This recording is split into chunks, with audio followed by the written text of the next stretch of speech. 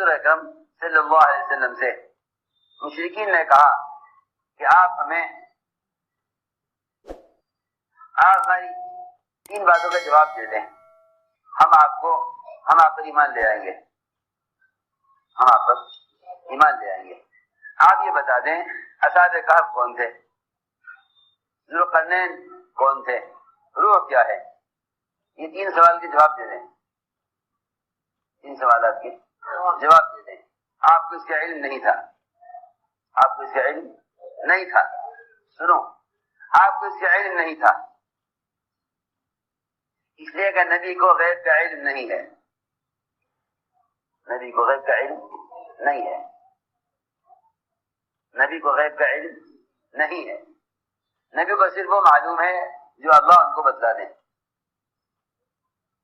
جو اللہ ان کو بتلائیں، نبی کو وہ معلوم ہے، غیب کا علم نبی کو نہیں ہے۔ بہت دھیان سے سننا بات، نبی کو غیب کا علم نہیں ہے۔ اس زمانے میں ایمان کی بگڑنے کی وجہ سے عقیدہ اتنا بگڑا ہوا ہے کہ لوگ مخلوق سے غیب کا علم معلوم کرتے ہیں، حالانکہ غیب کا علم حاجت کے سوا کسی کو نہیں ہے، غیب کا علم اللہ کے سوا کسی کو نہیں ہے، غیب کا علم اللہ کے سوا کسی کو نہیں ہے۔ سنو غور سے، غیب کا علم اللہ کے سوا کسی کو نہیں ہے۔ اس زمانے کے مسلمان مخلوق سے غیب کا علم معلوم کرتے ہیں۔ ایک قسم تو وہ ہے جو نجومیوں سے غیب کے حالات معلوم کرتی ہے، کل کیا ہوگا، کل کیا ہوگا۔ ایک قسم ہے مسلمانوں کی جو نجومیوں سے حالات معلوم کرتی ہے، حالانکہ غیب کا علم اللہ کے سوا کسی کو نہیں۔ 5 چیزیں ایسی ہیں خاص طور پر جن کا علم اللہ کے غیر کو نہیں ہے۔ ان اللہ عنده علم الساعہ، کہ اللہ ہی جانتے ہیں قیامت کب قائم ہوگی، قیامت کب قائم ہوگی، اللہ جانتے ہیں قیامت کب قائم ہوگی۔ حضرت جبرائیل علیہ السلام نے پوچھا حضور اکرم صلی اللہ علیہ وسلم سے کہ بتائیے قیامت کب قائم ہوگی، آپ نے فرمایا میں نہیں جانتا، پوچھنے والا تو جانتا ہوگا لیکن میں نہیں جانتا۔ دوسری بات یہ ہے کہ اللہ جانتے ہیں بارش کب برسے گی، اللہ جانتے ہیں بارش کب برسے گی، اللہ جانتے ہیں بارش کب برسے گی، ہم نہیں جانتے۔ لیکن اس زمانے کا عقیدہ اتنا بگڑ گیا کہ لوگ ماہر موسمیات سے پوچھتے ہیں بتاؤ بھائی موسم کیسا رہے گا، بتاؤ موسم کیسا رہے گا۔ سنو، ماہر موسمیات پوچھتے ہیں ماہر موسمیات سے بتاؤ موسم کیسا رہے گا۔ اسی سال حج میں عرفات کے میدان میں گرمی خوب سخت تھی، سائنسدانوں نے کہا اور گرمی بڑھنے کا اندیشہ ہے، کوئی باہر نہ نکلے، بڑا خطرہ ہے، چھتری کے بغیر نہ نکلیں، سورج کی تپش سے اپنے آپ کو بچائیں، باہر نہ نکلیں، اب گرمی تھوڑی دیر میں اور زیادہ بڑھے گی۔ انہوں نے کہا گرمی بڑھے گی اور ادھر اللہ نے ایسی بارش برسائی، ایسی بارش برسائی، ایسی بارش، کیونکہ جب مومن اللہ کے غیر سے ہونے کا انکار کر دیتا ہے تو پھر اللہ رب العزت اپنی قدرت سے نظام کو فوراً بدل دیتے ہیں۔ میرا بندہ مجھ سے امید رکھتا ہے نا، میرا بندہ مجھ سے امید رکھتا ہے۔ اگر یہ کہہ دو کہ ہاں بھائی سائنسداں کہہ رہے ہیں بارش نہیں ہوگی، اللہ بارش کو روک دیں گے، اللہ بارش کو روک دیں گے، لوگ کہیں گے دیکھو سائنسدانوں نے کہا تھا نہیں ہوگی اس لیے نہیں ہوگی، ان کی بات سچ نکلی ہے۔ ایسا نہیں ہے، اللہ تعالیٰ نے بارش کو اس لیے روک دیا کہ تم نے میرے غیر کی طرف علم کو کیوں منسوخ کیا۔ میں جانتا ہوں بارش ہوگی یا نہیں، تم نے ماہر موسمیات سائنسدانوں کہنے پر کیوں فیصلہ کیا؟ تم انکار کرو، کہو کہ نہیں تم نہیں جانتے بارش ہوگی یا نہیں ہوگی، اللہ جانتے ہیں۔ تم کیا کہو اللہ جانتے ہیں بارش ہوگی یا نہیں ہوگی، تم نہیں جانتے، تم نہیں جانتے، اللہ جانتے ہیں، اللہ کی شان۔ ادھر تو بیان چل رہا تھا جو ہے ماہر موسمیات کا کہ گرمی سخت ہوگی، ادھر بارش شروع ہو گئی، ادھر بارش شروع ہو گئی۔ چند سال پہلے حج میں اعلان ہوا کہ بڑی سخت بارش ہوگی، بڑا شدید طوفان آئے گا، سیلاب کا اندیشہ ہے۔ بہت سے لوگوں نے حج نہیں کیا، بہت سے لوگوں نے حج نہیں کیا کہ بھائی نہیں حج میں نہیں جانا اس سال۔ کیوں؟ کہ بھائی یہ ماہر موسمیات کہہ رہے ہیں کہ طوفان بہت زبردست آئے گا۔ ہم سے بھی کہا ایک صاحب نے کہ جی دیکھو اخبار کی خبر ہے، میں نے کہا تو اخبار کی خبر ہے لیکن قرآن کی خبر کیا ہے؟ یہ دیکھو، یہ تو اخبار کی خبر ہے کہ بارش ہوگی، قرآن کی خبر کیا ہے؟ قرآن کی کیا خبر؟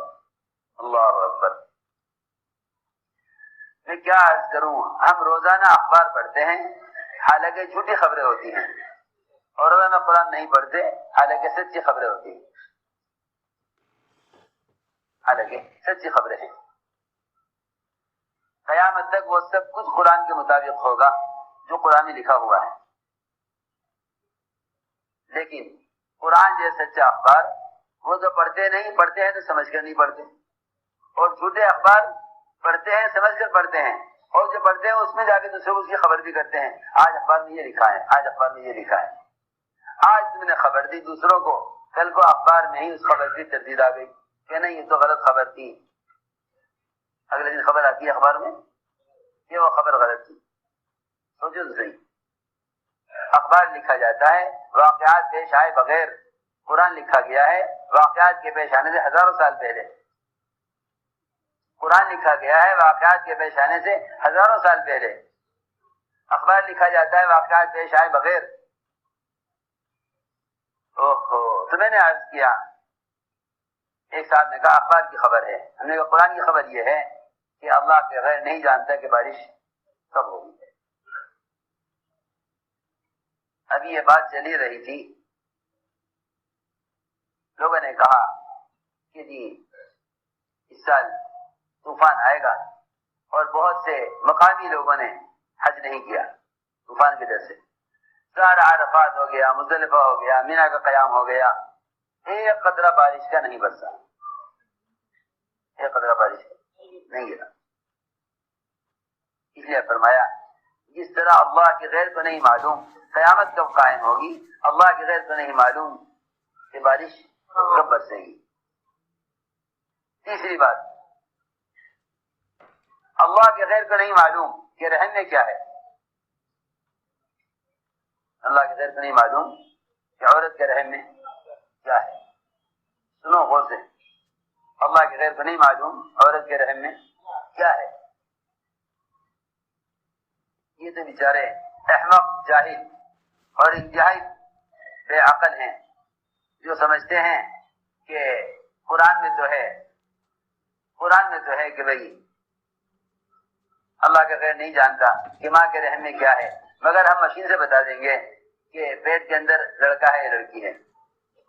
سنو غور سے، سنو غور سے، ہم بتا دیں گے مشین سے دیکھ کر، ایکس رے دیکھ کر یہ لڑکا ہے لڑکی ہے۔ تم اتنے بے وقوف نکلے کہ قرآن میں لڑکا لڑکی کا سوال ہی نہیں ہے، کیونکہ قرآن نے یہ نہیں کہا من فی الارحام کہ رحم میں کون ہے، قرآن نے کہا رحم میں کیا ہے، قرآن نے کہا ہے رحم میں، میری بات بہت توجہ چاہتی ہے، قرآن نے کہا کہ رحم میں کیا ہے، کیوں نہیں فرمایا رحم میں کون ہے، یہ نہیں کہا رحم میں کون ہے، یہ کہا رحم میں کیا ہے۔ اتنا بڑا فرق ہے۔ اگر قرآن یہ کہتا من فی الارحام رحم میں کون ہے، لڑکا ہے یا لڑکی ہے، قرآن نے کہا رحم میں کیا ہے، ما فی الارحام، یعنی قرآن یہ کہہ رہا ہے کہ کوئی نہیں جانتا اللہ کے سوا کہ اس پیٹ میں جو بچہ ہے یہ بچہ نیک بخت ہوگا، بدبخت ہوگا، سعید ہوگا، شقی ہوگا، مالدار ہوگا، غریب ہوگا، عمر کتنی ہوگی، رزق کیا ہوگا، مومن ہو کر مرے گا، کافر ہو کر مرے گا، جنت میں جائے گا، جہنم میں جائے گا، یہ ساری تفاصیل اللہ کے سوا کوئی نہیں جانتا۔ یاد ہے ما فی الارحام، رحم میں کیا ہے، سعید ہے یا شقی ہے، نیک بخت ہے یا بدبخت ہے، مالدار ہے یا غریب ہے، مالدار ہے یا غریب ہے، نیک ہے یا بدکار ہے، یہ بیچارے سمجھے نہیں قرآن، کہنے لگے ہم بتا دیں گے کہ رحم میں کیا ہے، حالانکہ اللہ یہ نہیں فرما رہے کہ اللہ جانتے ہیں رحم میں لڑکا ہے لڑکی ہے، اللہ یہ نہیں کہہ رہے ہیں، اللہ یہ کہہ رہے ہیں کہ جو بھی رحم میں ہے وہ نیک بخت ہے یا بدبخت ہے، مالدار ہے یا غریب ہے، عمر کتنی ہے، رزق کتنا ہے، یہ میں نے عرض کیا کہ اللہ کا غیر نہیں جانتا کہ رحم میں کیا ہے۔ وما تدری نفس ماذا تکسب غدا، کوئی نہیں جانتا کہ وہ کیا کمائے گا، کہ وہ کیا کمائے گا، کوئی نہیں جانتا کل وہ کیا کمائے گا، کل تو بہت دور ہے۔ آپ جانتے ہیں آپ کی دکان میں کسٹمر آ کر بیٹھ گیا، سارا کپڑا کھلوا لیا، یہ بھی لینا ہے، یہ بھی لینا ہے، یہ بھی لینا ہے، عین وقت اللہ تعالیٰ اس کے دل کو اس کے مال سے سامان سے اس کے دل کو پھیر دیتے ہیں اور وہ سامان نہیں لیتا ہے۔ نہیں معلوم کہ 5 منٹ کے بعد یہ کپڑا لینے والا کپڑا لے گا یا نہیں لے گا، نہیں معلوم، قلوب اللہ کے ہاتھ میں ہے۔ میں آسان مثالیں عرض کر رہا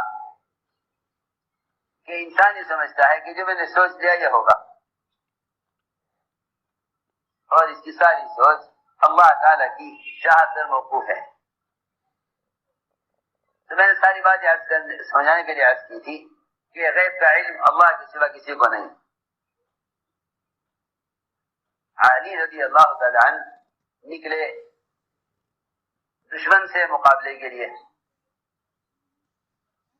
نجومی نے کہا یہ وقت آپ کے نکلنے کا نہیں ہے، میں نے ستاروں کو دیکھ کر یہ جان لیا ہے کہ آپ کو نقصان ہوگا، زخم آئیں گے اور آپ کے ساتھی اور آپ کو فتح حاصل نہیں ہوگی، جب میں کہوں تب نکلنا۔ اللہ معاف کرے، آج بھی مسلمانوں میں یہ بیماری ہے کہ وہ اپنے کاموں کے لیے پوچھتے ہیں نجومیوں سے کہ بھائی بتاؤ یہ کام کب کرنا چاہیے، کب ہونا چاہیے، کون سی تاریخ اس کام کی کرنے کی اچھی ہے۔ ہاں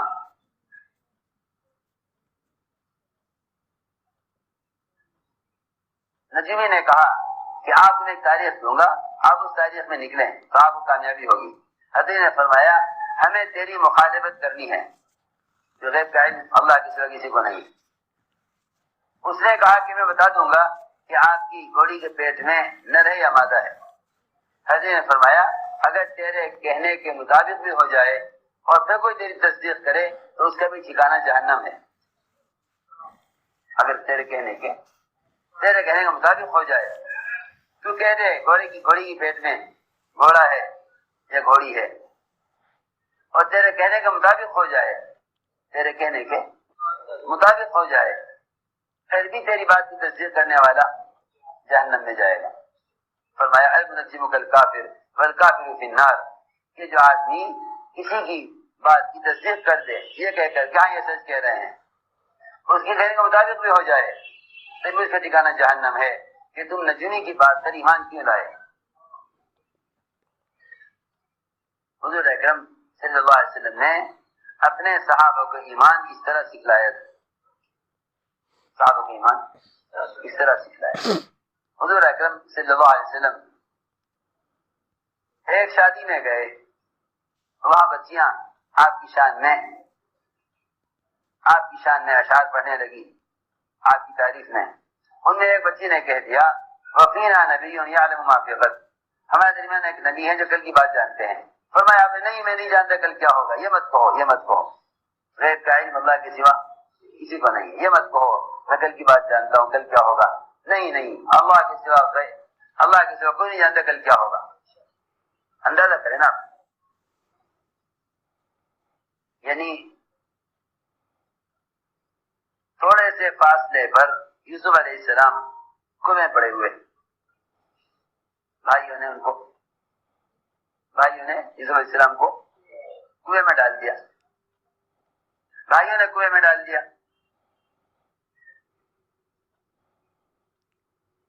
کنعان کا گاؤں, جی ہاں, وہیں آبادی سے باہر کنواں. وہاں کا جو علم نہ آیا یعقوب علیہ السلام کے پاس کہ بھئی یوسف کو میں پڑا ہوا ہے, جا کے نکال لاؤں, جا کر نکال لاؤں.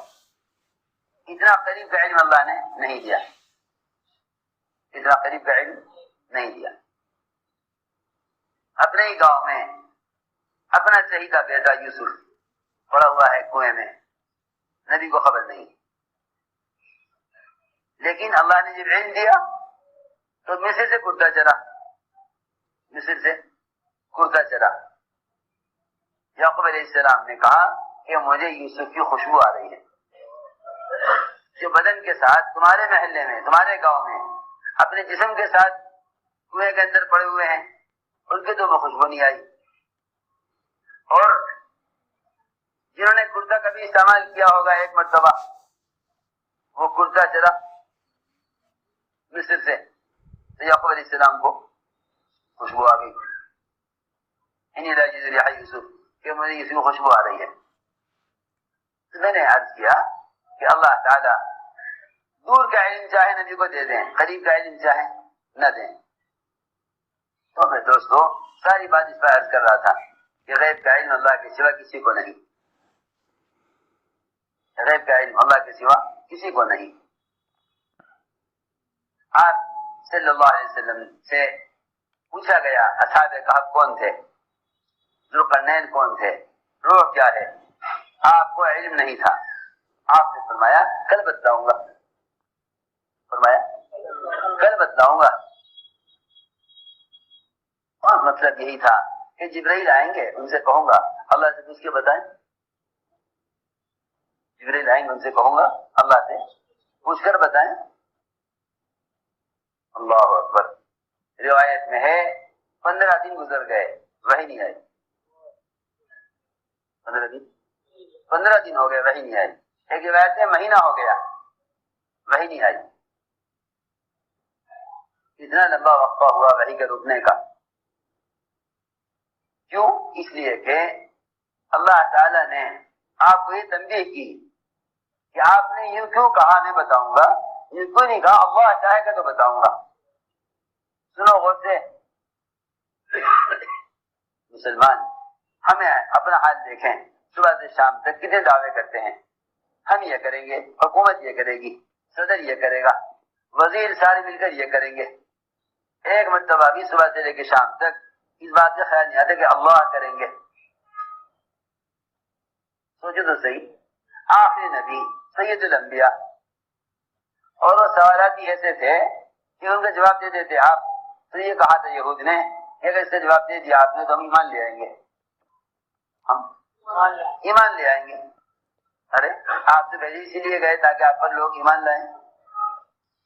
میری بات سمجھ میں آ رہی؟ آپ سے بھیجے گئے اس لیے تاکہ آپ پر لوگ ایمان لائیں. اگر سوال کے جواب دے دیتے تو وہ کہہ رہے تھے کہ ہم آپ پر ایمان لے آئیں گے.